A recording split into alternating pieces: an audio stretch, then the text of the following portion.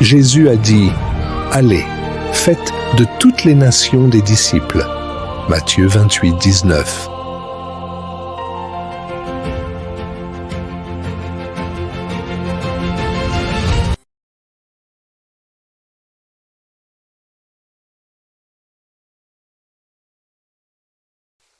Bonjour peuple de Dieu, je vous salue tous au nom de notre Seigneur Jésus-Christ, où que vous soyez, où que vous vous trouviez. Nous sommes ravis d'être en direct avec vous. Nous sommes la clinique Jésus Guérit. Nous œuvrons avec l'association Servir et Soigner Congo. Donc nous sommes ici en train de poursuivre, sinon finaliser notre campagne d'évangélisation couplée aux soins médicaux.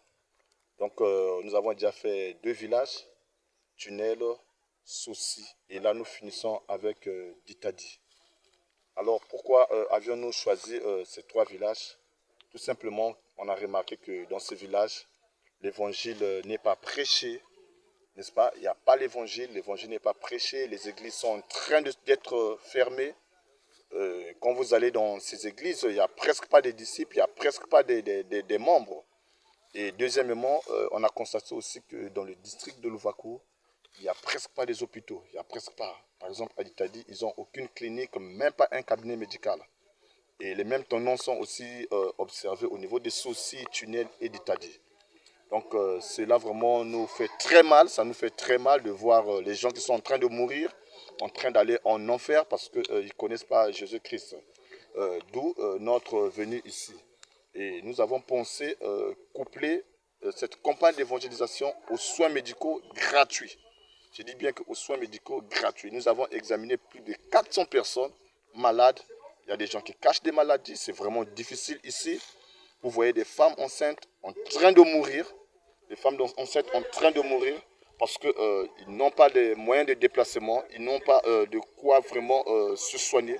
Ils n'ont même pas 1 euro pour se soigner. C'est vraiment difficile. Alors que nous sommes dans les villes. Nous sommes à l'aise, nous sommes tranquilles. Les gens sont en train de mourir dans le village. Donc du coup, ça nous a poussé vraiment par l'amour de notre Seigneur Jésus-Christ de faire cette œuvre salvatrice vis-à-vis de la population. Donc on avait commencé depuis le vendredi, nous sommes là, nous sommes en train de travailler. Et là nous allons vers la fin, raison pour laquelle je voulais vous faire ce briefing. Mais nous avons constaté que parmi les malades, il y a beaucoup d'hypertendus, n'est-ce pas? Beaucoup de personnes qui ignorent leur état sanitaire, beaucoup d'hypertendus. Les gens sont en train de mourir, ils pensent toujours que c'est la sorcellerie. Non, c'est vrai que les sorciers sont là, mais tout n'est pas sorcier. Moi-même, en prenant même la tension, j'ai retrouvé un papa avec une tension de 25, une pression artérielle 25-12. Donc il était largement hypertendu. Donc on l'a déjà prémédiqué ce matin.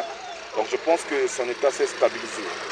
Donc il est de notre devoir de faire ce travail, d'expliquer à la population, de leur dire et surtout bien dire, transmettre l'évangile de Christ couplé aux soins médicaux. Et à côté de ça, nous avons aussi leur partagé l'évangile de Marc. Voilà ce livre.